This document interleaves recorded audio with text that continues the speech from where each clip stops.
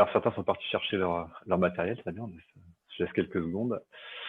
Alors, je vais dire un tout petit mot sur moi. Zachary a commencé à me présenter. Moi, je suis Pierrick Thibault. Je suis, alors, avant tout, en fait, je me définis pas comme un professionnel de la facilitation graphique, mais comme un professionnel de l'agilité.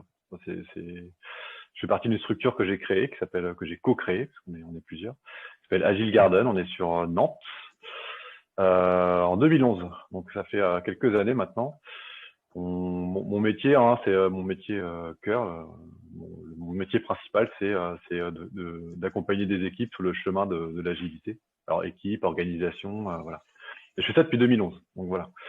Alors, la facilitation graphique, comment j'y suis venu, ça je pense que ce chemin-là, il est intéressant. Alors, c'est aujourd'hui, alors, peut-être un petit sondage rapide qui a déjà entendu parler de facilitation graphique. On a commencé à sonder un peu tout à l'heure. Alors, c'est pas mal de lever là. Alors, il n'y a pas les caméras de tout le monde. Donc alors, en tout cas, ce que je vois, c'est qu'il y a quand même pas mal de personnes qui ont entendu parler. Aujourd'hui, c'est difficile de ne pas en avoir entendu parler du tout. Qui a assisté à un moment de facilitation graphique en tant que facilitateur graphique ou participant simplement ou observateur? Si vous pouvez lever la main. Ouais, on commence à être confronté de plus en plus souvent. Voilà, et qui facilite graphiquement, même en débutant total, on a eu tout à l'heure Olga et Sandrine qui sont signalés, mais est-ce qu'il y a d'autres personnes qui commencent ou qui pratiquent vraiment ou qui ont essayé des choses? Ok, Marie-Laure, quelques-uns. Ok. Ok, moi, alors c'était une discipline que je connaissais pas du tout en 2011 quand j'ai commencé à faire de l'accompagnement agile. J'ai découvert ça en 2013 à peu près, je crois que c'est ça, 2013. À l'époque, en fait, j'étais en tant qu'accompagnant agile. Je sais pas si d'autres d'entre vous sont Scrum Master ou coach agile ou d'autres termes comme ça. En tout cas, ça se passe quand même souvent. Le cœur de ces changements-là se passe en temps collectif. Des rituels, il y a pas mal il y a des rituels Scrum, mais pas que. Hein. Il y a d'autres, on a la Scrum Alliance, donc ça c'est sûr, c'est des choses qui sont présentes, mais pas que. Voilà. Donc moi ce que je faisais déjà, c'est à partir du moment où on commençait à parler de quelque chose, à construire quelque chose en groupe dans une réunion, je prenais mon feutre ou les feutres qu'il y avait dans la réunion. Souvent, alors c'est les feutres qui marchent pas, vous savez, ceux qui sont déjà tout vides et qui font des traits un peu que personne n'arrive trop à lire. Et puis je prenais note. Alors je prenais note comme je pouvais. Hein. D'habitude j'emmène un visuel de ce que je faisais avant, mais vraiment il y a que moi qui pouvais lire ce que j'écrivais au paperboard. Hein. Mais j'essayais de faire de structurer un peu l'information, de les positionner, mettre des flèches entre les trucs, mais c'est assez brouillon. Mais ça avait déjà quand même une utilité. C'est le côté quand on avance dans une réunion, si vous laissez juste la parole, en fait, c'est volatile, donc ça s'envole. Et qu'est-ce qu'on garde en fait de tout ça? Donc, ce que je faisais, c'était pas très lisible, mais ça me servait de support. Puis je récapitulais, je disais pour tout le monde que j'avais. Est-ce qu'on a autre chose à dire que ça, voilà, pour mener la réunion, ça me permettait d'avoir un livrable en fait. Alors évidemment, livrable que personne, qu'on gardait quelqu'un à la fin disait est-ce que je peux faire, moi je veux bien me faire un compte rendu de ce qu'on s'est dit. Ok, merci. Voilà. Donc moi au départ, hein, la facilitation graphique, j'ai découvert autour d'une conférence agile en fait à Grenoble exactement, où deux personnes en fait qui étaient alors, plus que des facilitateurs graphiques, hein, c'était enfin plus, en tout cas c'est une partie des disciplines. On a parlé de sketchnoting tout à l'heure. Eux c'était des personnes qui faisaient du scribing, c'est-à-dire des fresques. Ils ont fait une fresque toute la journée sur l'événement, c'était magnifique. Des choses que je me sentais pas du tout capable de faire. Hein.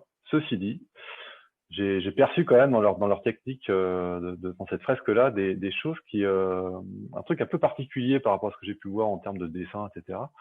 Un vocabulaire graphique assez simple en fait, qui assemblé faisait quelque chose de très agréable à voir, mais finalement je sentais qu'il y avait quand même des formes assez accessibles et que peut-être il y avait quelque chose à creuser là-dedans. Voilà. Donc un an plus tard, je me suis cherché une formation et j'ai découvert qu'il y avait une formation facilitation graphique. Donc, alors ça s'appelait scribing à l'époque, hein, 2014. Voilà.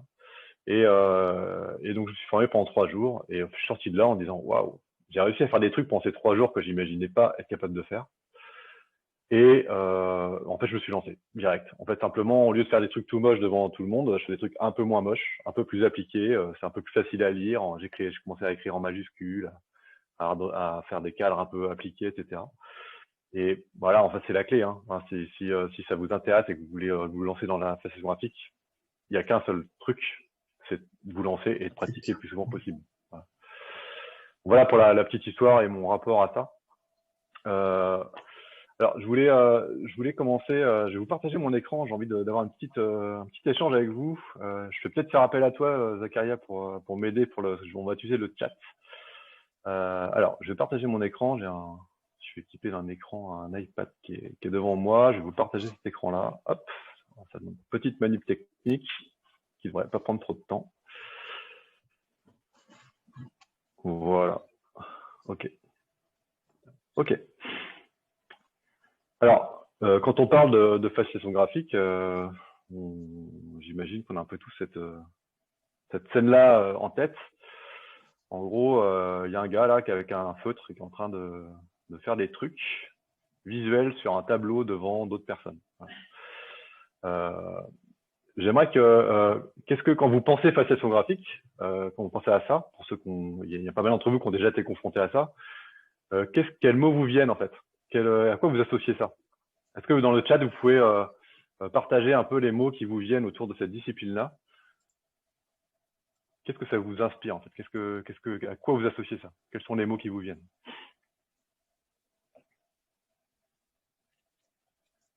Dessin, design thinking. Et Zacharia, je veux bien que si tu peux lire en même temps, ça m'aiderait pour. Oui.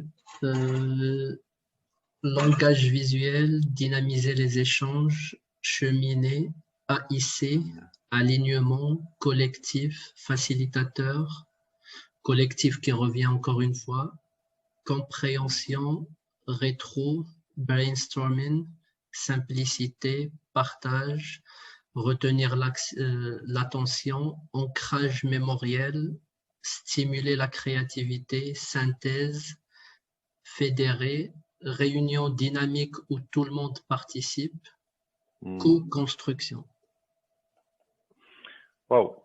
Eh ben, on est à la Scrum Alliance, donc on sent que c'est des sujets en fait, des sujets qui sont au cœur de ma pratique, sont aussi dans vos têtes. Et ça, c'est alors si on pose la même question dans d'autres univers, on a d'autres sons de cloche en fait. Alors ça, c'est des trucs qui sont effectivement que moi j'associe vraiment à cette discipline-là, créativité. Alors le dessin, tiens, c'est un truc qui est là, hein, c'est une réalité. Moi, j'y suis venu aussi pour le côté. Alors, dans tout ce que vous dites là, on sent qu'il y a une utilité. Donc, il y a vraiment et c'est aussi comme ça que j'y suis venu. Il y a deux mots qui me venaient moi quand j'ai commencé. C'est alors, dans facilité graphiquement, effectivement, il y a le mot facilité qui en gros, hein, c'est un peu les termes que vous émettez autour de la facilité graphique. On est vraiment sur la notion de facilité dans la plupart des mots que vous avez utilisés. Il y a vraiment cette notion de capter, effectivement, capter quelque chose qui se passe dans un groupe, mais avant toute chose, il y a cette notion d'activer en fait. Qu'est-ce que je suis en train de capter va activer dans le groupe? Qu'est-ce que je cherche à faire à travers ça? Effectivement, simplicité, créativité, dynamiser, collectif, créer du collectif, tout ça, c'est des mots qui résonnent bien par rapport à la discipline. Alors souvent, moi, et c'est pour ça que j'y suis venu, hein, déjà ça m'a plu en termes visuels. Il y a quelque chose à cette époque-là, moi j'étais en fait, l'agilité, on était un peu des explorateurs, on était un peu des hackers d'entreprise, hein, et c'est une pratique que je trouvais intéressante à ce niveau-là aussi. Ça crée cette espèce de rupture, le fait de se donner le droit de dessiner au travail. Voilà. Aujourd'hui, on est sur des choses qu'on comprend un peu plus l'utilité, et ça a évolué en fait. Donc moi, c'est utile, ça me plaît. Donc je m'y suis mis, et en fait, j'ai découvert que ça apportait énormément d'autres choses, et vous avez commencé à les citer là. Par exemple, enfin en tout cas globalement, je suis passé de c'est utile à ça me plaît à ça fait du bien en fait. Et ça fait du bien à quoi? Ça fait du bien aux individus et aux interactions. Je sais pas si ça vous parle ça, individu interaction. Bon, évidemment, c'est le manifeste agile, hein, c'est le premier, premier principe du manifeste agile. Moi, c'est celui qui me paraît, après ces années d'accompagnement d'équipe, c'est celui qui me paraît vraiment essentiel, quoi. Si on avait qu'un à garder, ce serait celui-là. Et donc, ça fait du bien aux hommes, aux individus et aux interactions. Alors pourquoi Parce que ça fait du bien, parce que ça met le problème à l'extérieur. Souvent dans les réunions ou dans les temps collectifs, dans des équipes qui fonctionnent bien, on est capable d'aborder des problèmes difficiles. Et souvent, un problème difficile, parfois en tant qu'individu, en tant que personne dans la réunion, on vient et le problème c'est nous. On l'a en nous en fait. Et le fait de pouvoir partager et de le mettre sur un tableau en fait à l'extérieur, bah, ça sort le problème des personnes et ça permet de poser, de relâcher la pression et de pouvoir l'aborder un peu plus sereinement. Donc moi, il y a cette vertu-là. Il y a d'autres choses. Ça aide à se dire les choses. Le fait de les visualiser, de créer des métaphores, ça permet de parler. Là, c'est l'éléphant en fait, hein, l'éléphant dans la pièce. Il n'est pas toujours facile à évoquer quand tout le monde le voit. Et bah, ça fait du bien en fait de pouvoir parler de ce que tout le monde a en tête et qu'on n'ose pas se dire. En fait. Hop, pardon. Autre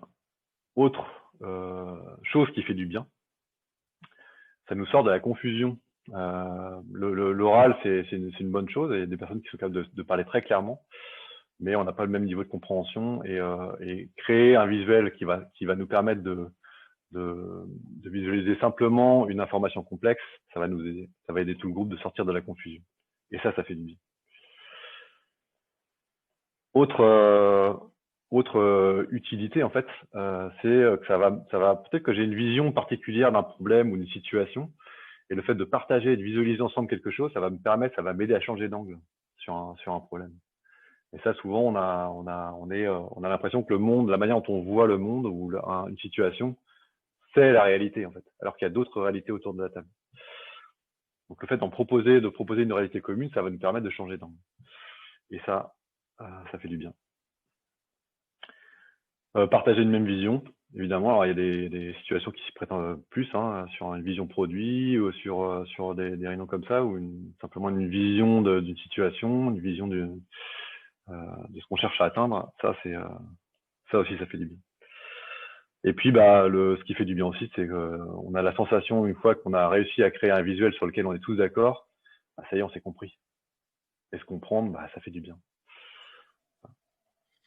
Il y a deux autres mots qui sont apparus dans le chat, et en fait, c'est exactement ce que tu es en train de dire, c'est structurer la pensée par Martine, et ensuite Marie-Laure qui dit conceptualiser. Ouais, mais vous êtes trop fort en fait dans ce groupe-là. Ouais, donc, du coup, et tout ça en fait, alors ça fait du bien, et on parle de choses qui pour moi sont essentielles. On parle d'apporter, en fait, quand on accompagne des équipes, quand on parle d'une équipe agile, c'est une équipe qui est capable d'aller beaucoup plus loin en termes d'intelligence collective. Et une équipe qui fonctionne bien, pour moi, elle est capable d'apporter plus de profondeur, plus de clairvoyance, capable de comprendre d'autres angles de vue, de dire des choses. Ça aussi, ça permet c'est une équipe qui est capable d'aborder ces problématiques en sérénité, puis ça crée de l'intelligence, tout ça, et de l'énergie collective. Et ça, au-delà de Scrum et du développement de logiciels, c'est des choses dont le monde plus largement a besoin, cruellement, et encore plus en ce moment. Voilà, et ça fait me dire que aujourd'hui, moi, la facilitation graphique, en tout cas pour moi, en tant qu'accompagnant, c'est quelque chose qui est indispensable. Toutes ces choses-là, dont on parle, que ça apporte sur un groupe, il y a peut-être d'autres manières de les apporter, mais pour moi, c'est la meilleure manière que j'ai, moi, de les apporter. En tout cas, c'est quelque chose qui soutient vraiment ça, et aujourd'hui, ça m'est indispensable. Ça va pour vous? Est-ce que vous percevez ces choses-là vous paraissent importantes aussi? Alors, vous pouvez bouger un petit peu ou faire signe pour... j'ai un peu je rends un petit peu comment ça vous parle, tout ça, et je vous mets en face de moi avec un peu plus large. Ok, moi je vois quelques sourires, des petits... vous pouvez faire lever les pouces aussi. Ah, merci. Alors, on continue. L'idée, du coup, quand on se dit ça, bah en fait, c'est un message que j'ai envie de vous envoyez, c'est tu n'imagines pas la puissance de tes feutres. Et tu n'imagines pas, peut-être qu'on n'a pas conscience des capacités que tu as aussi d'utilisation des feutres, et c'est ça que j'ai envie de vous transmettre aujourd'hui. Alors, aujourd'hui, donc moi, clairement, si on parle de facilitation graphique, et je crois que vous allez voir dans quelques temps, vous avez un rendez-vous avec un autre facilitateur graphique, donc il y a pas mal de pratiques différentes dans ce monde-là, dans le monde de la visualisation. En tout cas, moi, je me situe vraiment, s'il y a un curseur entre c'est utile et ça me plaît et ça fait du bien, je suis vraiment moi, je pousse très fort sur le curseur, ça fait du bien et c'est indispensable. C'est vraiment ça que je vais aller chercher. Plus que le côté waouh ou l'effet ça me plaît et c'est utile. Ce qui est aussi un monde que j'apprécie, hein, le côté visuel et certaines prestations qui sont vraiment agréables à voir. C'est moins ce que je recherche. Donc du coup, une fois qu'on se dit ça, l'idée c'est de plus rater une occasion de se faire du bien, et donc c'est ça l'objet de la discipline. Alors, pour être un peu plus concret sur comment on utilise ça, à quel moment dans les réunions, il y a pas mal de situations en fait. Si vous êtes en réunion facilitateur graphique, vous êtes un peu dans cette situation-là. Vous êtes autour d'une table, il se dit des choses là. Et à un moment, il y a votre feutre qui se met à vibrer sur votre table et vous dites il y a besoin de visualiser quelque chose. Vite, un paperboard pas loin, quelque chose il faut on a besoin de visualisation. Et cette situation-là, si on fait un peu le tour des situations principales en tout cas, c'est par exemple, vous sentez tiens, le sujet va être fastidieux et impossible, on rentre dans un truc qui va être une espèce de montagne là, l'énergie est très basse. Souvent ça aide on pose graphiquement un premier pas. À quoi ça peut ressembler là? Et on aide le groupe à simplement se mettre en énergie et puis à cheminer tranquillement vers quelque chose qui effectivement est peut-être long, est peut-être fastidieux, mais on va faire un premier pas, ça nous aide à dire ok, on avance. Et se mettre dans cette dynamique-là, ça va remonter l'énergie et on va pouvoir emmener le groupe vers une construction qui lui paraissait impossible.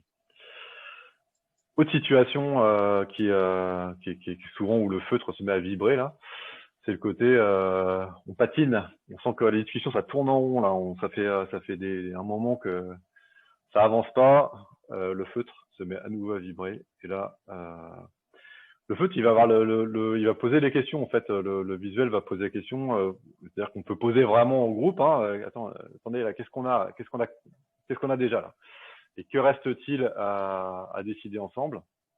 Et ça nous permet de poser les choses. Ok, qu'est-ce qu'on a? C'est le petit carré. Qu'est-ce qu'on vit? Le petit rond là. Et puis, tranquillement, repartir sur un cheminement et on recommence à avancer. Autre situation qui fait vibrer le feutre au milieu de la table là. C'est le côté c'est flou là. On se comprend pas. Il y a une espèce de micmac de trucs là. Donc là, la question, résumons, qu'est-ce qu'on est en train de se dire? C'est quoi le lien entre les choses? Souvent, il manque de lien. En fait. On a des choses qui paraissent disparates, on ne comprend pas bien le lien entre ce que dit un participant, ce que dit un autre participant à la réunion. Donc l'objectif de la visualisation, ça va être de créer du lien entre tout ça. Donc, de démêler les nœuds qu'on est en train de se faire au cerveau. Donc souvent, on amène une petite structure, on pose des idées, et puis on pose la question du lien entre les choses et on se les organise ensemble.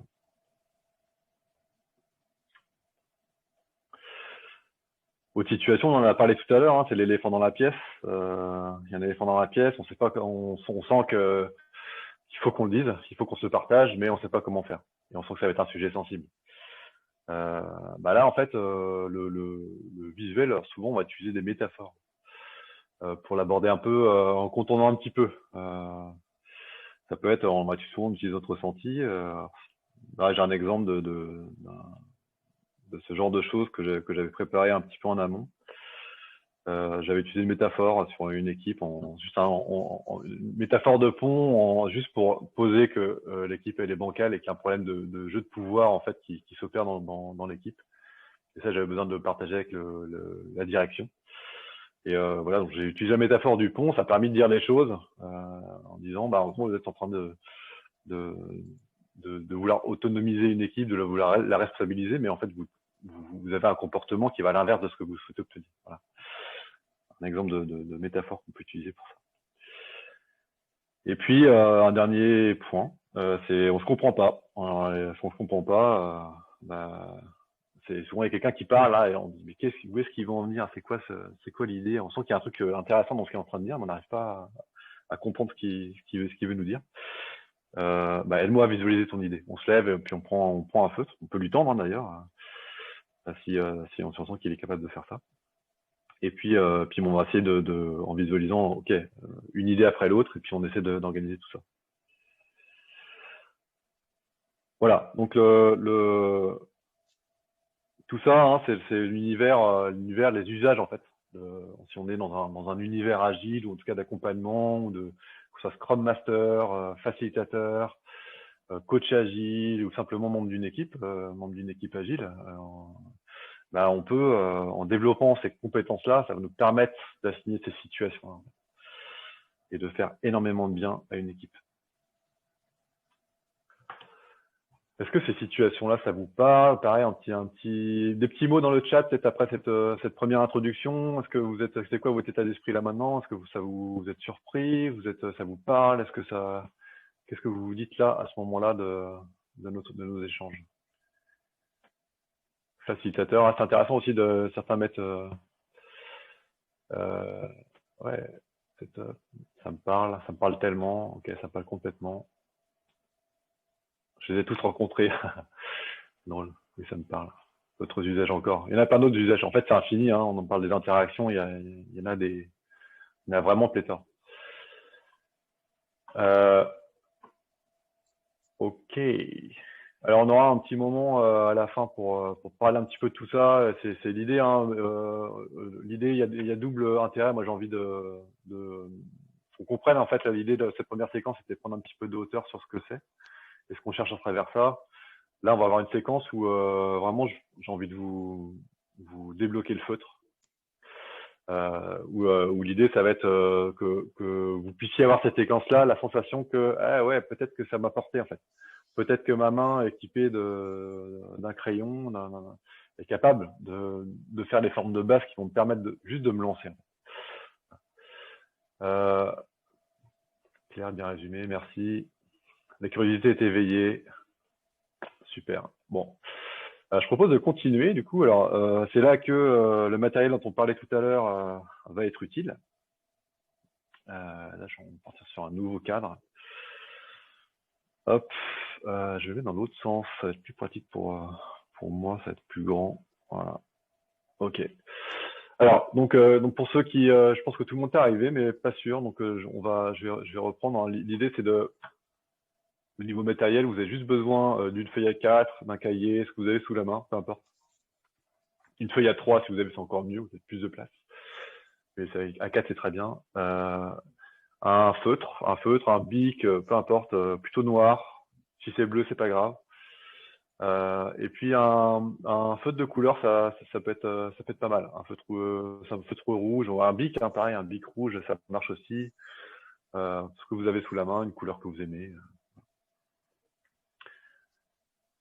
Je vois qu'il y a des personnes qui attrapent des choses autour d'eux.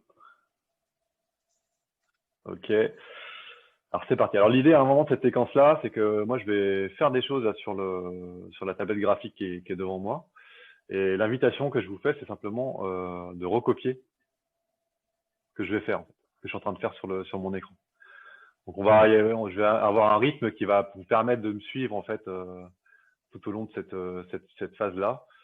Voilà, donc prenez le temps, installez-vous correctement et puis respirez tranquillement et puis suivez-moi. Je vais vous laisser me rattraper à tout moment et vraiment faites. L'idée c'est vraiment prenez le temps de vraiment tracer tous ces traits là que je vais faire devant vous et pour prendre confiance. Alors le sujet qu'on va aborder, pour moi, c'est vraiment des choses des personnes que j'ai rencontrées qui se sont lancées juste avec ça. Donc, ça peut peut-être vous arriver, c'est ce que je vous souhaite. Et donc, ce qu'on va évoquer, c'est le vocabulaire graphique. On va l'écrire. Hein.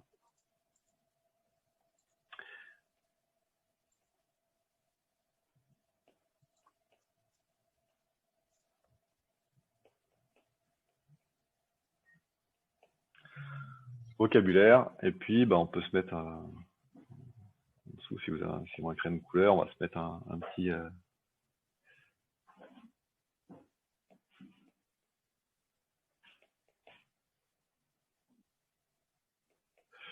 en couleur, on peut préciser qu'il s'agit de vocabulaire graphique. Ok. Alors, dans votre pratique, tiens Zacharia, si tu veux bien avoir un petit échange.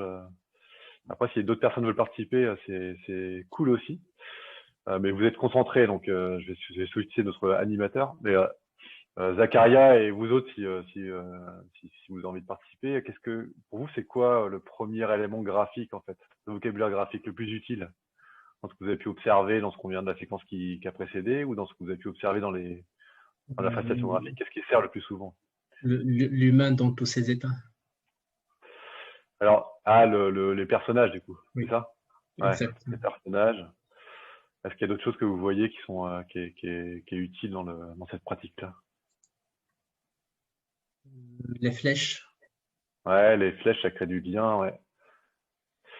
Ouais, donc on sent qu'il y a des petites choses comme ça qui sont essentielles, ouais. D'autres choses que vous voyez? Les mouvements. Ouais, les mouvements, on revient un peu au personnage, là. Ouais. Les bulles, j'entends, je vois les cadres, objets basiques. Dans le chat, il y a ça. Ouais. Voilà, donc en fait, bizarrement, de manière surprenante, parce que c'est venu pour aucun de vous, en fait, le principal élément graphique, c'est le texte.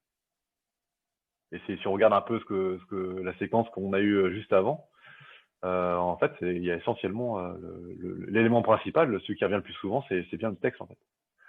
Alors, il y a plein de choses autour, mais en tout cas, le texte. C'est un élément essentiel. Et du coup, s'intéresser un petit peu à cet élément graphique-là, c'est intéressant. Alors, le texte.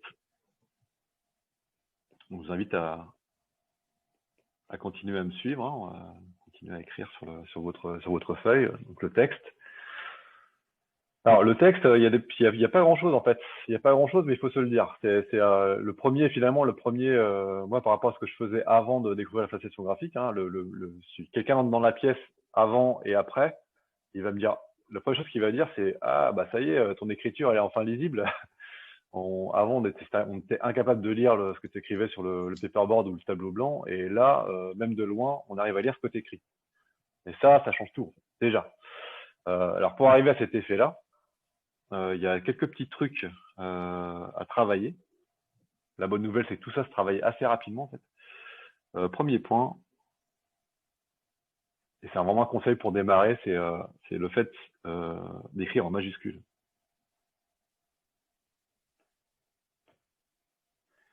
Et vous voyez là que je suis en train d'écrire, et il y a quelque chose qui se passe, je ne sais pas si vous le percevez là, mais il y a une notion de rythme, en fait. Vous voyez que le rythme d'écriture, là, quand on prend des notes pour soi, et le rythme du fascinateur graphique, c'est pas le même. Il y a vraiment cette notion de ralentir. Ralentir l'écriture. C'est cette notion, ce rythme d'application, en fait. Il y a un rythme au-dessus duquel vous allez être complètement, ça va être brouillon, en fait. Ça va donner un effet brouillon, pas appliqué, pas très soigné, en fait. Et si vous descendez en dessous d'un certain rythme, vous allez revenir à un rythme de l'application, celui qui permet de faire des choses propres. C'est ce rythme que vous prenez quand vous voulez écrire une jolie lettre à quelqu'un, ou vous écrivez un mot quand vous appliquez, en fait. Voilà. Donc c'est vraiment cette notion de ralentir, de trouver le bon rythme d'écriture qui permet d'avoir ce niveau d'application. Et autre chose qui est assez important, qui n'est pas forcément naturel et pour moi qui est vraiment important, c'est le côté de l'écriture. Je ne sais pas si vous avez remarqué, mais en fait on écrit assez serré, en fait. C'est-à-dire que les lettres, elles sont assez proches les unes des autres, presque à se toucher, en fait. Certaines se touchent d'ailleurs. Alors pourquoi ça paraît un peu contre-intuitif, parce que quand on est fascinateur graphique, on va chercher deux choses. Et la première, c'est la clarté. On va essayer d'être le plus clair possible dans nos visuels. La clarté, la deuxième chose, c'est l'impact.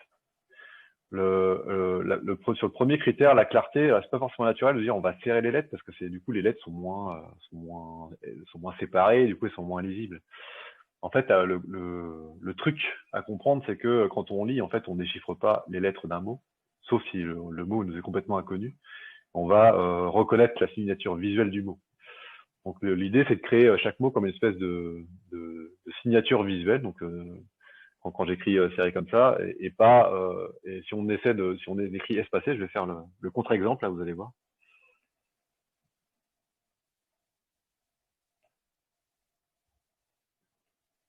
Vous voyez que si on sépare les lettres comme ça, là, ça va créer un effet assez désagréable et qui va nous inviter à déchiffrer, et c'est pas ce que le cerveau souhaite faire. Donc on écrit plutôt serré, en fait. Donc on sert bien les lettres pour créer des unités, des blocs visuels pour les mots.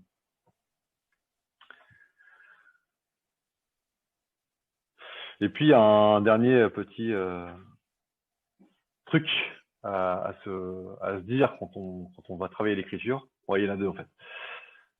C'est en fait de travailler la régularité des lettres. Le truc, c'est ce qui va être désagréable, peu importe comment on fait. Alors, je vais mettre régulier.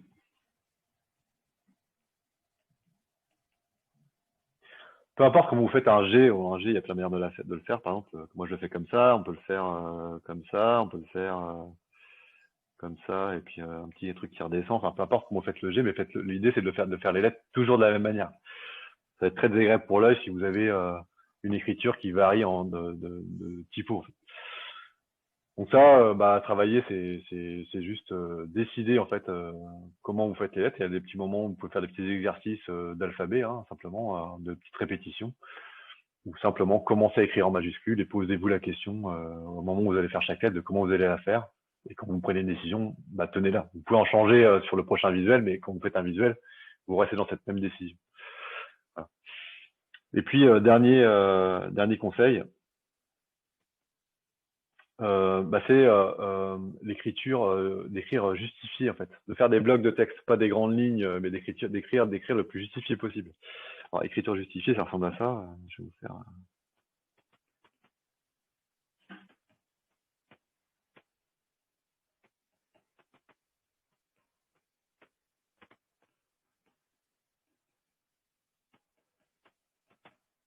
Vous voyez que là, en fait, je vais essayer de terminer et de commencer au même endroit. Voilà.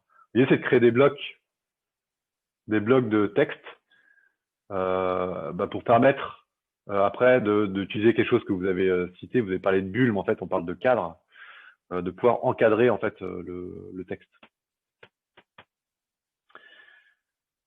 Voilà, et puis si quand même, un dernier, bien sûr, quand on parle du texte, on parle des mots, il y a un travail mental à travailler, qui est celui d'utiliser, de choisir en fait dans la captation le bon niveau de synthèse, c'est-à-dire juste assez de mots. En fait.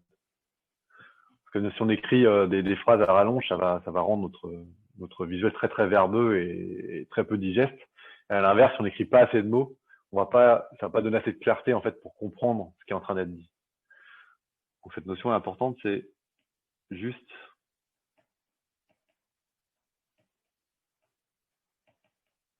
assez de mots.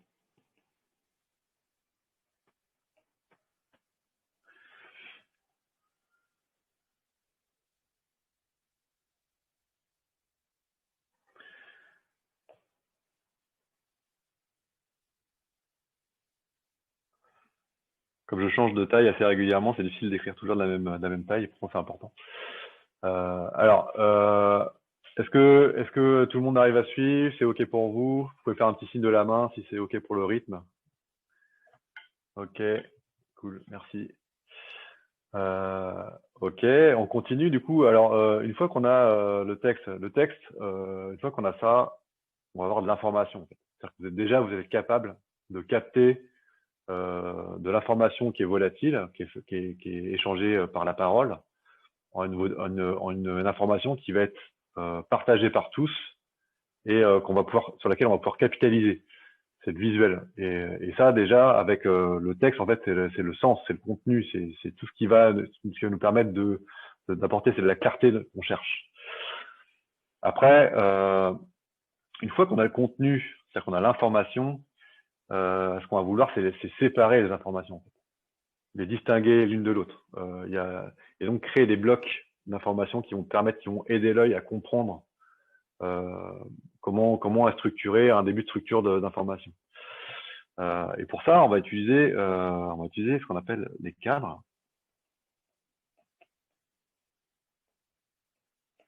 Ce qui est notre deuxième élément graphique vital. Alors déjà, ce qui est intéressant, tiens, on parle de cadre. Si on regarde un petit peu le visuel qu'on est en train de se créer là, il peut peut-être commencer à régler quelques petits problèmes visuels qu'on peut observer dans l'existant. Vous avez sous les yeux votre feuille, vous avez écrit du texte. Alors il y a déjà un besoin, c'est que il y a des informations qui sont du même niveau. Il y a des informations qui sont de niveaux différents, et ces informations-là, elles apparaissent à peu près de la même manière. Donc pour l'instant, un besoin visuel, ça va être de les séparer correctement. En fait. Donc par exemple, on a un titre qui est vocabulaire graphique.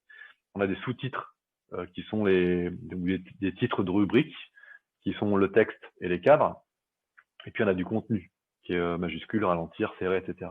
Donc on va avoir besoin de séparer cette information-là. Ce qu'on peut faire simplement déjà pour séparer les niveaux, ces informations-là, on peut dire, tiens, par exemple pour le texte là, je vais lui créer un cadre tout simple, sous forme d'un rectangle.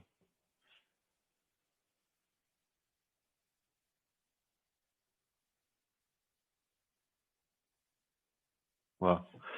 Et vous voyez que quand je fais ça, déjà, on va séparer des niveaux d'informations qui sont différents. Ça me permet de dire, tiens, le texte, il y a quelque chose c'est un titre de rubrique, et en dessous, il me semble y avoir des choses qui correspondent à ça. Là, on a un problème. Alors, le vocabulaire graphique, on peut aussi l'encadrer. On peut l'encadrer un tout petit peu différemment. Là, on peut s'amuser à imbriquer le côté graphique dans le cadre. Ça va donner déjà une petite personnalité. Après, alors déjà, dans le cadre, pour l'instant, on n'a utilisé que des cadres de type rectangle.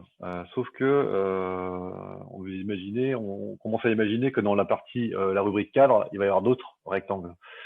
Donc, si on se limite juste à ça, ça va être un peu faible comme identité graphique pour le rendre plus important que ce qu'il va y avoir en dessous. Donc, ce que je vais faire, c'est que je vais le renforcer un petit peu. De manière très simple, je vais lui faire un petit ombré. Par exemple, donc pour le texte, ici, hop.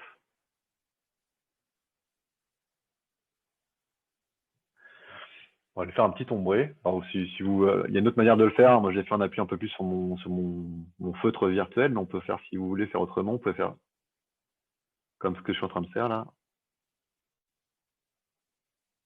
Et ensuite, vous le remplissez. Soit ça peut être remplissé en hachure ou ça, simplement. Moi, je vais le faire en.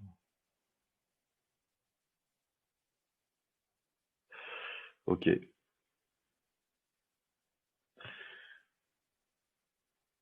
Voilà, juste un petit ombré comme ça, vous avez vu que vous avez changé en fait en faisant ça la signature graphique de votre cadre. Et du coup, il va apparaître comme ayant une signature particulière qui va mettre ces deux informations-là au même niveau, et pas au même niveau que le titre.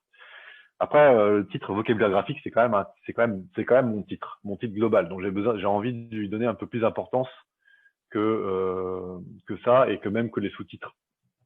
Donc on va utiliser un cadre qu'on utilise assez fréquemment pour les titres en façon graphique. Ça fait partie des choses qu'on cherche en façon graphique quand on n'est pas un as du dessin. Et de toute façon, même si on sait très bien dessiner, c'est des choses qui coûtent pas cher en termes d'apprentissage et de réalisation et qui rapportent gros en termes visuels. Voilà. Et ça, c'en est un. Alors, c'est le cadre qu'on appelle banderole. Alors, lâchez vos crayons 2 secondes et regardez juste le début et après, je vais vous laisser le temps de me rejoindre. L'idée, c'est vous commencez d'un côté, de faire un rectangle qui va venir s'imbriquer dans le premier. OK. Et puis, on va faire un deuxième rectangle comme le premier, là. Sauf que là, on va pas le fermer complètement. On va laisser un petit espace ici. Vous pouvez mettre un point ici, un petit point, je le fais grossi pour que vous voyez, je sais pas si vous voyez là. Un point entre les deux, entre les deux traits qui va nous aider à le fermer. Et puis, on va faire un petit décroché comme ça. Et pour le terminer, on va ombrer en fait la partie qui est aux angles là. Hop. Voilà. Donc, je vous laisse faire le premier côté. Et puis, on va faire le deuxième dans la foulée.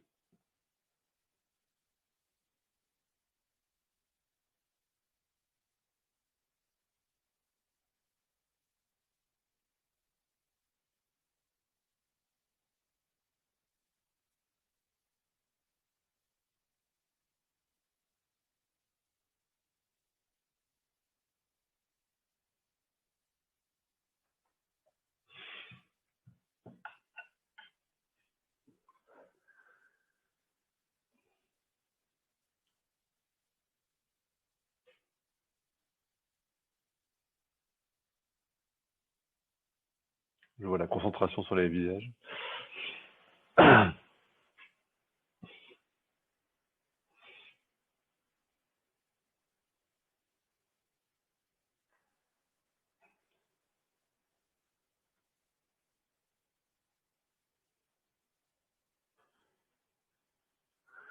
J'attends que les visages que je vois relèvent la tête et soient prêts à continuer.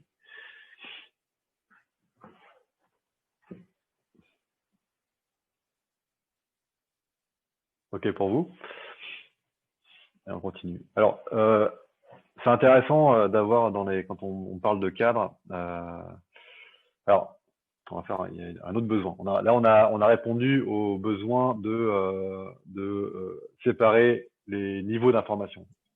Un autre besoin qui est assigné par les cadres, c'est de créer des groupes d'informations. Vous avez vu que là, on a une rubrique texte qui se sépare, parce que pour l'instant, c'est la seule, c'est facile, qui sépare des autres, mais on va en créer d'autres. Et l'idée, c'est qu'on va faire tout ce qui va permettre à l'œil de vraiment pas chercher, quoi. De gagner ce quart de seconde qui va lui permettre que l'information lui jaillisse en fait et apparaisse d'une clarté immédiate. Donc là, si on veut l'aider à faire ça, dans la rubrique texte, on va la fermer en fait. On va lui dire, OK, le texte, c'est là et pas ailleurs. Donc on utilise pour ça, hein, il y a un cadre qu'on utilise aussi pas mal en fascination graphique, c'est le cadre nuage. Il est pratique, il peut suivre des formes un peu qui ne sont pas tout à fait rectangulaires ou il peut aller un peu partout. Alors la technique pour le cadre nuage, c'est un grand arc de cercle. On fait deux petits, un grand, mais pas forcément de la même taille que le premier. Deux petits, un grand, allez, j'en fais un peu plus grand, deux petits, etc. Et n'hésitez pas à lever le feutre à chaque. Voilà. Et vous voyez qu'il peut aller un peu, on peut s'amuser à entourer les choses, et puis voilà. Donc là, ma rubrique, elle est fermée. Je vais profiter pour vous finissez pour créer un petit peu d'éléments visuels dans ma rubrique texte qui est assez pauvre en côté graphique, forcément, hein, c'est du texte. Et je vais créer des petits ombrés je suis en train de remplir, et je vais créer des petits ombrés sur les puces qui vont leur donner tout de suite un peu plus d'impact graphique. Un peu comme sur la même manière que les cadres qui sont dessus. Je remets un coup de couleur sur chaque puce et puis un petit ombré sur la puce pour la faire ressortir un peu plus.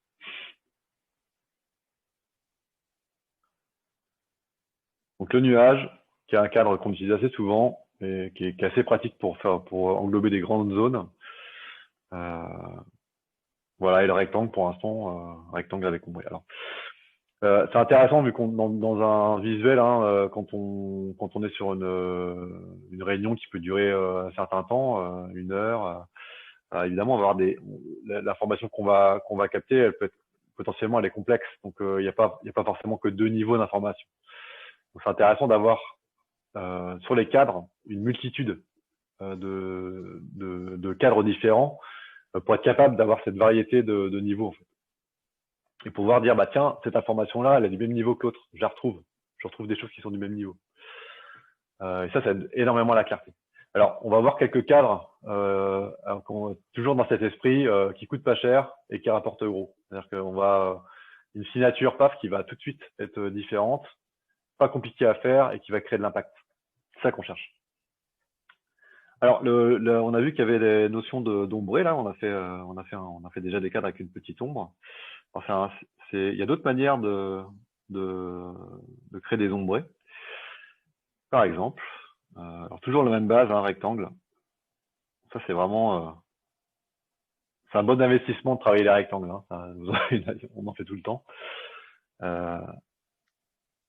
Un autre type d'ombré, par exemple, au lieu de faire une ombre en dessous comme ça, le cadre, on va faire une ombre projetée. Comme ça. Et qu'en changeant simplement l'ombre, le type d'ombre, vous allez changer la signature du cadre. Vous voyez qu'on voit bien que ce n'est pas le même niveau d'information que le cadre qui est au-dessus.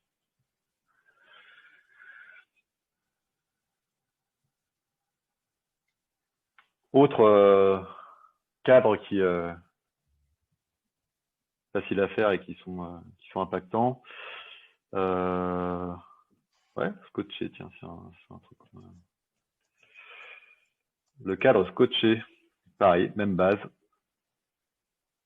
Rectangle. Et ensuite, au lieu de chercher à faire une ombre, on va l'accrocher. On se prend un petit rouleau de scotch là, on découpe des petits bouts et on les place aux angles.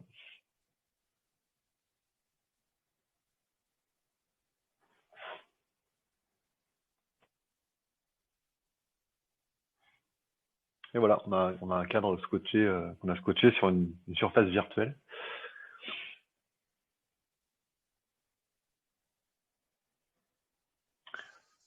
Autre dans le même esprit, hein, une petite décoration qui va tout de suite faire la différence. Le cadre tableau. Toujours cette même base, hein, rectangle. Vous faites juste 3 petits points là comme ça, que vous grossissez un petit peu, et vous les reliez par un trait. Et vous avez un cadre qui va s'accrocher, pareil, sur une surface virtuelle.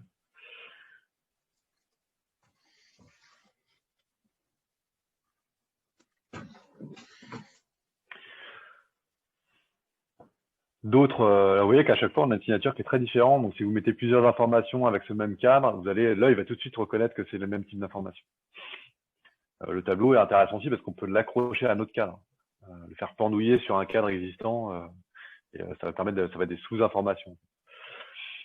Dans un autre type là, vous voyez qu'il y a des décorations, il y en a d'autres, hein, on peut faire des punaises, on peut inventer vos propres décorations, mais en tout cas, l'idée est là. Autre manière de séparer, de créer des cadres différents, c'est les traits de contour. Par exemple, si vous voulez faire un effet un peu vieilli, vous faites un trait comme ça, vous laissez des petits espaces, et puis vous faites juste des petites encoches dans le cadre, toujours avec la même base rectangle. Hein, et puis voilà. En changeant en fait le contour, le type de trait, vous allez changer en fait la signature du cadre assez facilement. Quand on débute, on n'a pas un trait très assuré, on peut même utiliser cette caractéristique-là en l'augmentant en fait. Si vous prenez vous faites la même base rectangle et puis vous amplifiez le côté tremblé, vous allez pareil créer une signature qui va être complètement différente. Toute la difficulté, c'est de ne pas trembler de manière régulière. vous voyez que là, le cadre, tout de suite, il prend une autre signature.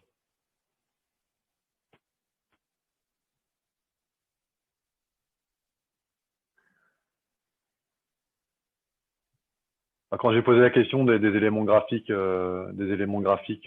phares, Zacharia a parlé des personnages, certains ont parlé des mouvements, et certains ont parlé des bulles. Ouais, effectivement, dans un visuel, on va avoir des personnages. On va y revenir tout à l'heure, la raison pour laquelle on utilise ça. Et si on a des personnages, à certains moments, il y a des informations qui vont être des choses que ces personnages peuvent dire. Et donc, le cadre bulle, effectivement, ça va nous servir assez régulièrement. Donc, une bulle toute simple, on va utiliser l'univers de la BD. Il y a des références qui existent déjà, donc on va utiliser ces références-là. Si on a un personnage qu'on veut faire parler, on est en train de dire quelque chose là. Même base, le rectangle, sauf qu'on va pas fermer complètement le dernier, on va laisser un petit espace, et puis on va faire une encoche. Voilà.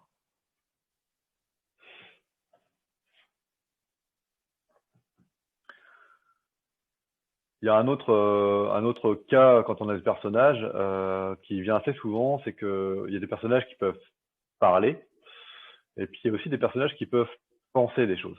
Et quand on pense, il y a pareil, univers de la BD, on utilise les conventions de la BD, vous les connaissez sans doute, il y a deux choses qui reviennent assez souvent dans les BD. Alors c'est le cadre nuage, ça tombe bien, on l'a déjà appris, donc on va le réutiliser là. Donc pareil,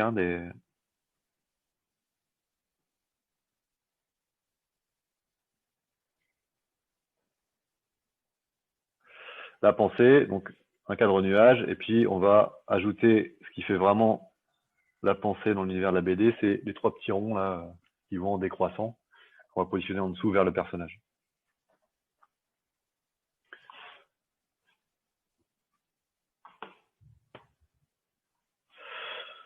Autre besoin, c'est que on a quand on crée des visuels, souvent verbalement ou visuellement, on va utiliser des métaphores. Une métaphore qu'on va utiliser assez fréquemment, c'est la métaphore du chemin, par exemple. Donc, si vous êtes sur une métaphore comme celle-là, c'est intéressant que le cadre que vous allez utiliser soit en résonne avec la métaphore. Donc, par exemple, si vous êtes sur un chemin, ça peut être intéressant de dire, tiens, là, on est sur un lieu. Vous êtes là. Si vous êtes là, même base, rectangle, vous ajoutez deux petits traits en dessous, là, toc, et vous faites un petit gribouillis qui pourrait représenter une touffe d'herbe, qui va asseoir le cadre au sol, en fait.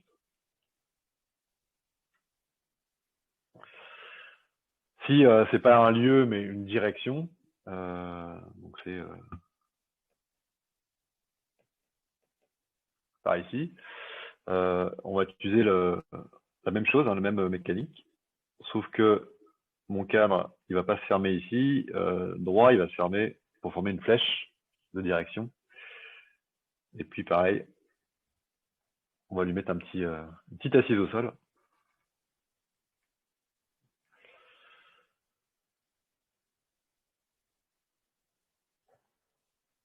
Dans le même esprit, si vous avez dans l'esprit de cet esprit faire que le cadre soit en résonance avec ce qui contient, si vous êtes en train, par exemple, de parler d'une quelque chose d'un peu solennel, une charte, un règlement, quelque chose comme ça peut être intéressant que le cadre reflète cet objet-là, en fait. Alors, il y en a un qui est assez pertinent pour ce type de choses. Donc, par exemple, une charte d'équipe ou un règlement, peu importe. Alors là, pareil, posez vos crayons, regardez, parce que il n'est pas difficile, il faut juste commencer par la bonne chose. Donc le numéro 1, pour faire réussir ce cadre-là, vous faites ça. Et ça, une fois que vous avez fait ça, vous faites un trait comme ça qui va aller plus loin que le bout du mot là. Et une fois que vous avez fait ça, c'est gagné en fait. Après, il n'y a plus qu'à fermer. C'est-à-dire que vous êtes ici, vous allez fermer autour du mot, vous allez fermer ici, vous allez fermer là, et puis vous allez faire juste un petit ombré ici, là, et vous avez votre cadre de type parchemin.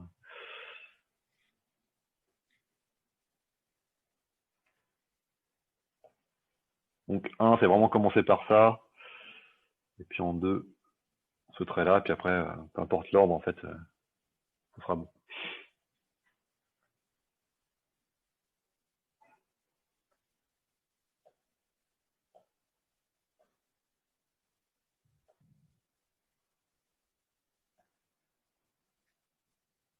Ok pour vous. Alors, un dernier type de cadre, c'est des cadres qu'on appelle les cadres d'impact. Parfois, on a de l'information qu'on veut faire jaillir, en fait. On veut rendre, paf, qu'on veut que l'œil soit attiré direct par ça. On veut lui donner de l'impact, de la résonance, de l'importance. Alors, c'est les cadres que moi j'appelle d'impact. Alors, c'est l'idée, l'idée, c'est que l'idée fasse boom à l'intérieur. Alors, celui qu'on va utiliser, que j'utilise moi le plus souvent, parce que je trouve que c'est celui que je trouve le plus facile à réaliser, c'est celui-là. Je vais vous le faire rapidement, puis après je vais vous expliquer un peu la manière de le réussir.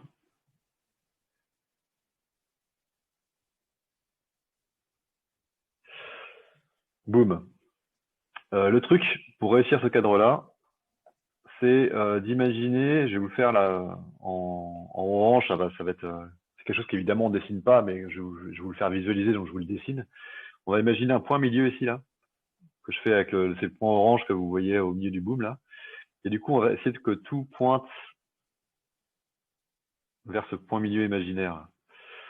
Ça va permettre d'avoir un équilibre en fait dans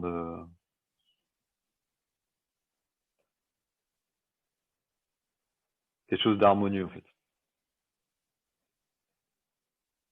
Enfin, c'est pas parfait ce que j'ai fait moi, mais globalement j'essaie de respecter ça. C'est plus visible sur un autre type de cadre d'impact qui est vous allez voir, pareil, on va imaginer un point milieu et puis on va faire pointer tous ces traits là vers ce point milieu. Imaginaire bien sûr, mais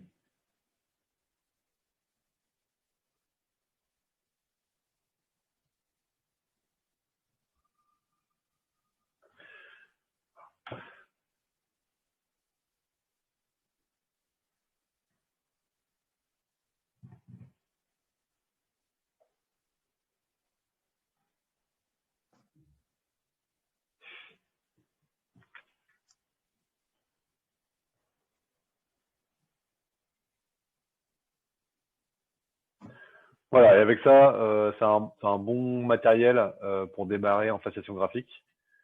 La bonne nouvelle, c'est que tous ces cadres-là, si vous en faites, peut-être que vous avez, c'est pas très à l'aise pour faire la première version de ce cadre-là. Mais si vous le faites 2 fois, 3 fois, 4 fois, 5 fois, 10 fois, ça va vite être maîtrisé. En fait. Vraiment, c'est l'idée, la répétition. En fait. Donc là, on a terminé notre deuxième rubrique, donc on va l'encadrer puisqu'on on l'a fait pour le texte. Alors les nuages, on peut même les encadrer, enfin les imbriquer les uns dans les autres. C'est pas gênant, c'est un côté pratique aussi, dans certains contextes.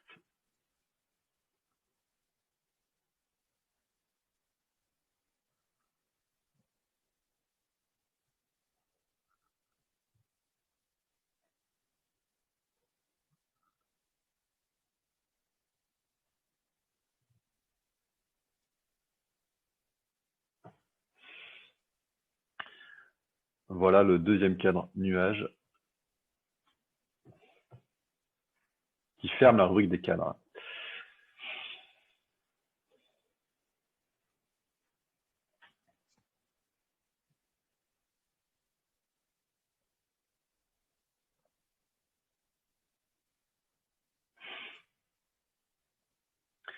Donc, toujours dans cet esprit de quoi j'ai besoin pour démarrer. Une fois qu'on a fait, qu'on a travaillé son texte, qu'on a travaillé simplement l'application qu'on met à écrire du texte, hein, et vraiment, vous pouvez démarrer dès demain. Il suffit juste que vous vous disiez, j'écris plus lentement en majuscule et j'essaie de m'appliquer. Ça va déjà avoir des effets énormes sur vos visuels. Et puis des cadres, et vous avez vu qu'en fait, si vous savez faire un rectangle, vous savez faire la plupart des cadres qui sont utilisés en façon graphique.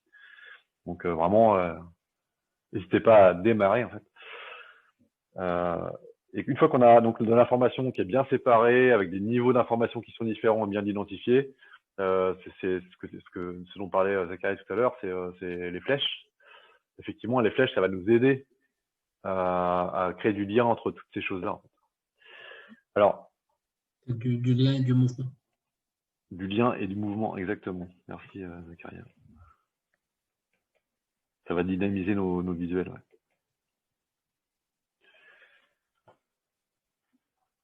Les flèches, donc pareil, hein, on a écrit un titre, donc on va l'encadrer comme les autres, hein, puisqu'il est du même niveau que les autres, avec le même type de cadre, ce qu'on vient de voir. Hein. Ça va nous permettre de reconnaître la signature tout de suite. Et on va attendre d'avoir fini la rubrique pour créer notre nuage. Il y a un ordre hein, quand vous créez des cadres, c'est d'abord l'information et ensuite vous encadrez. Si vous faites le cadre avant, vous allez vous trouver coincé assez rapidement, assez facilement en fait par le contenu. Alors les flèches, contrairement au cadre, il n'y a pas besoin d'une variété énorme. Alors quelques niveaux, c'est intéressant. Alors l'idée hein, d'une flèche, c'est de relier une information A, quelle qu'elle soit, à une information B. Voilà. Le cadre, un cadre qui peut être qui peut être utile pour démarrer, c'est celui qui vient le plus facilement et c'est celui qu'on maîtrise le plus. C'est la flèche toute simple, comme ça. Bon, au moins on la ferme. On essaie de la fermer, puis peut-être lui mettre un petit.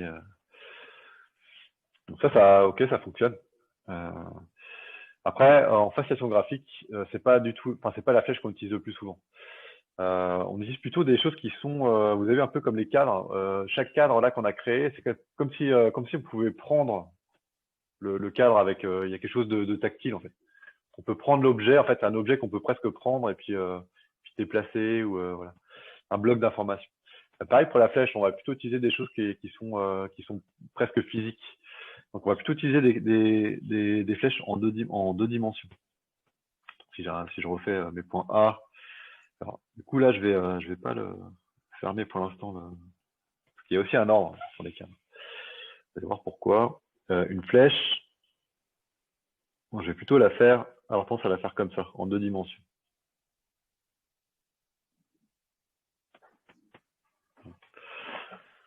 De A vers B, par exemple. Et là, j'ai pas fermé mon cadre parce que c'est intéressant, toujours pour que l'œil n'ait pas à chercher où est-ce que ça commence, où est-ce que ça s'arrête, est-ce que ça relie. On va imbriquer la flèche dans les cadres, ce qui va nous permettre d'être non ambigu en fait. Et l'avantage de ce type de flèche, c'est qu'on peut même les coloriser en fait. Si je veux faire ma flèche en orange ou une autre couleur, c'est possible. Voilà. Après, c'est pas encore, mais on y est presque, la flèche qu'on utilise le plus en faciation graphique, en tout cas que moi j'utilise le plus. Je vais vous dire pourquoi. Parce que souvent, surtout dans cette situation-là, on a un point A, un point B, jusqu'ici tout va bien, sauf qu'entre les deux, on a une IDC. Et qui est là, et on n'a pas, celle-là, on n'a pas forcément envie de la relier aux autres. Et du coup, on a besoin de quelque chose de à la fois plus souple. Et je reprends l'idée de Zakaria qui parlait de mouvement. Quelque chose qui va nous donner plus de mouvement, en fait, plus de dynamisme dans nos visuels. Et la flèche que du coup j'utilise le plus, personnellement, c'est la flèche incurvée, comme ça. Donc là, pour vous aider, hein, la difficulté, c'est de faire une flèche qui soit bien équilibrée par rapport à là où s'arrêtent les traits. Vous pouvez tracer un petit point comme je fais là. même 3 petits points, comme ça, puis vous les reliez ensuite. Avec l'habitude, on ne fait plus ça, mais c'est intéressant pour démarrer. Pour nous permettre de faire des flèches équilibrées dès le départ. Voilà.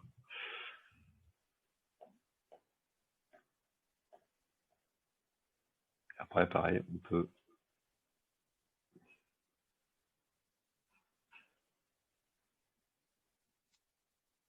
la coloriser. Et du coup, là, on peut fermer nos...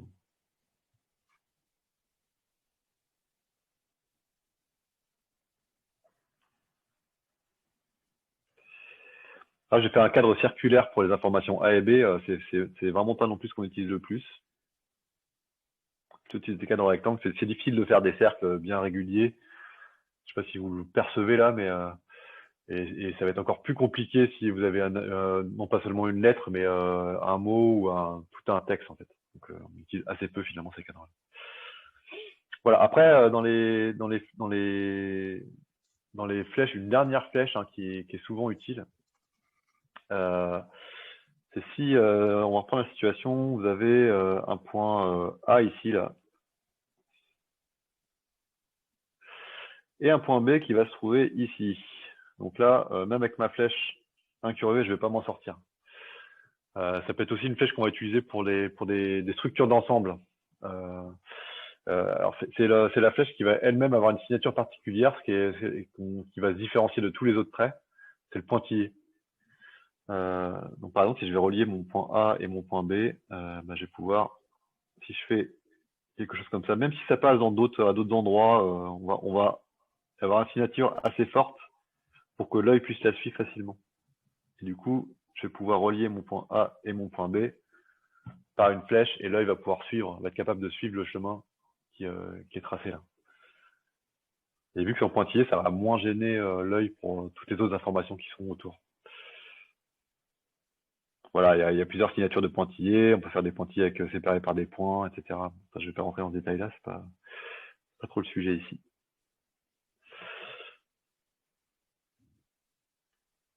Ok pour vous.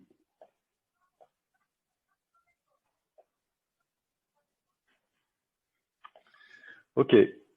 Alors, on va fermer la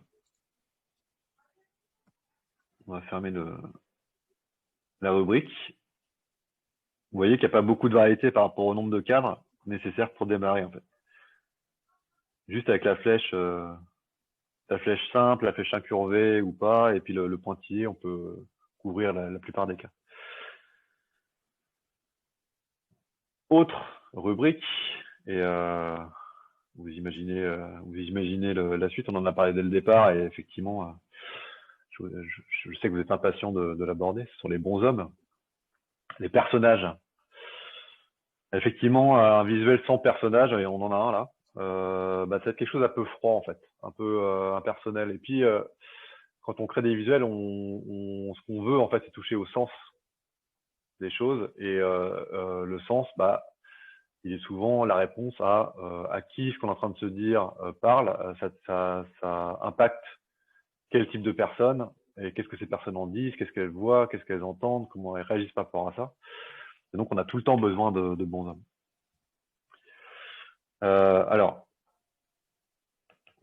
les personnages, je vais écrire perso, ça va être plus court, et puis ça se comprend.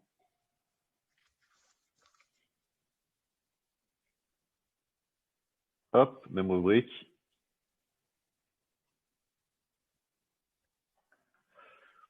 Ça y est, maintenant le rectangle doit être maîtrisé.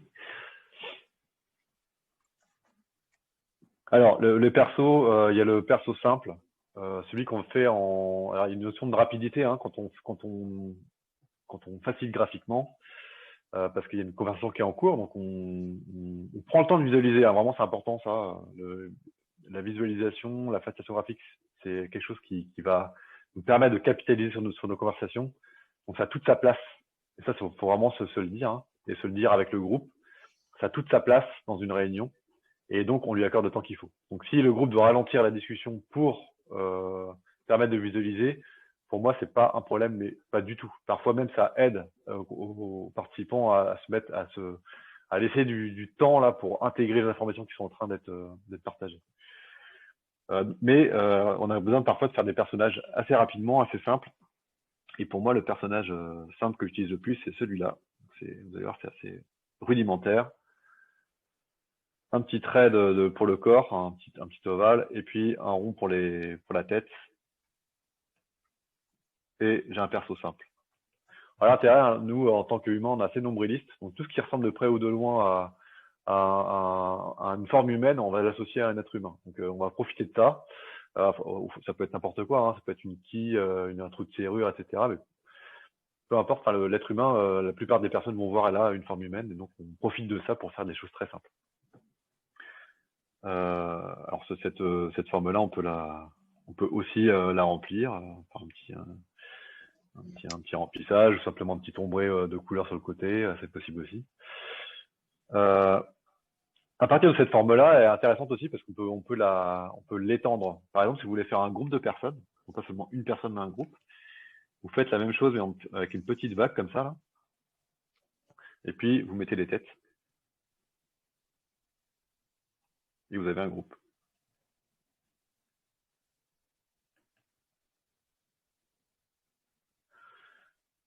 Même principe, si vous voulez pas non pas faire un groupe mais une foule, même principe.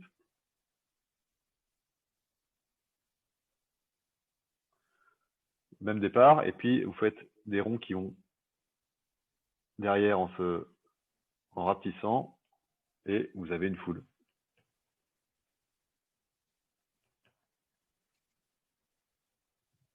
C'est assez pratique.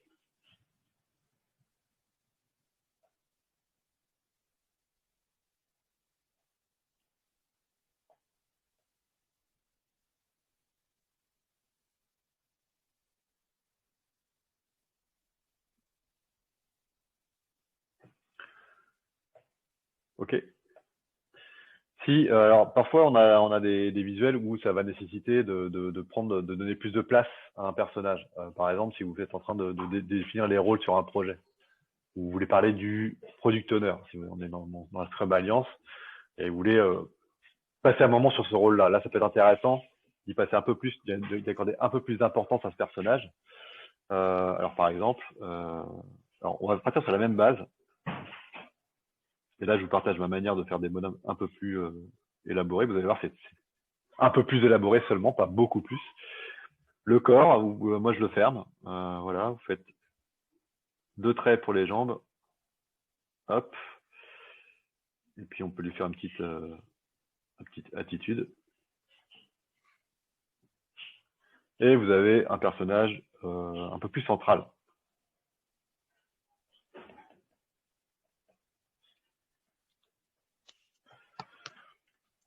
Alors ce que j'ajoute moi au personnage, alors pareil, hein, on peut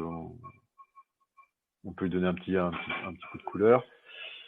Si vous avez souvent ce que j'utilise moi, vous l'avez peut-être pas sous la main et c'est pas grave, mais je vous le montre quand même, c'est d'avoir un petit feutre gris pour donner un petit peu d'assise au sol.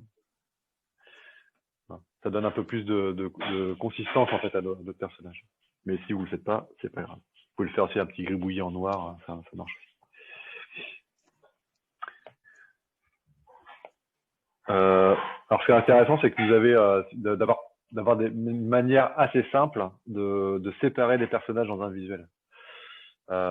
Pour ça, pareil, on va utiliser des techniques simples. Par exemple, si vous êtes dans le cas, si on reprend notre product owner, et j'ai envie de faire le product owner et puis le Scrum Master à côté, ça va être intéressant de les différencier, de voir que c'est 2 personnages différents. Alors, on peut utiliser la couleur, c'est assez impersonnel et c'est assez froid. Mais on peut utiliser aussi des techniques assez simples. Par exemple, je peux utiliser la technique du genre. Je peux faire le corps, au lieu de le faire comme tout à l'heure, je vais faire un corps un peu différent.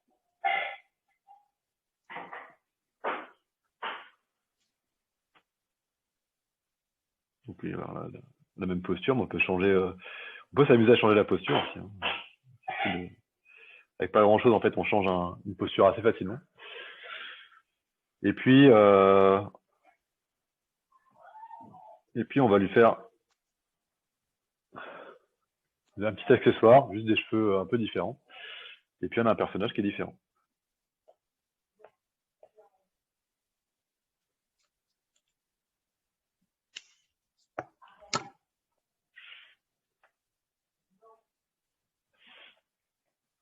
Et puis après, on peut s'amuser à varier encore si on a d'autres rôles, d'autres personnages avec des petites astuces.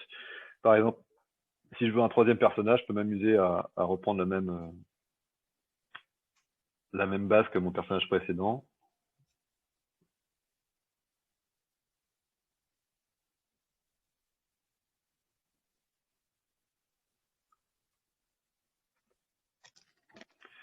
Alors qu'on peut changer. Ouais, je m'amuse à changer un peu la posture, c'est rigolo assez facilement. Et puis là, au lieu de lui faire là, je vais changer juste le type de cheveux. Là, je vais faire des cheveux très marqués. Voilà. Et là, vous avez un autre personnage avec pas grand-chose en fait. Là, c'est le personnage désordonné. Ouais, moi, j'ai c'est le personnage qui est un peu plus, qui a un autre type de coiffure, hein, qui a les cheveux bouclés. Moi, c'est ce que je vois. Après, oui, ça peut véhiculer des choses en fonction de votre référentiel, du référentiel des personnes qui regardent le dessin.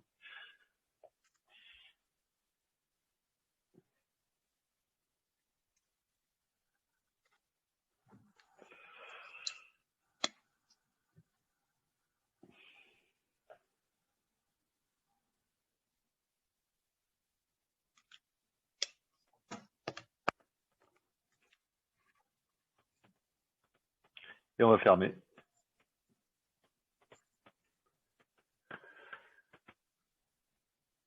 Et la bonne nouvelle, alors on pourrait aborder les pictos, etc. Mais en fait, vraiment pour démarrer, si vous travaillez juste ça, et je vous assure que si vous commencez à faire tranquillement, ça va venir très très vite, toutes ces choses-là. Vous couvrez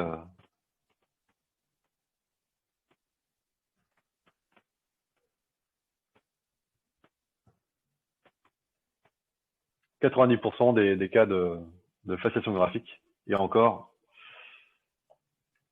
j'ai envie de dire 100% parce que vous pouvez couvrir tous les sujets avec juste ça. En fait.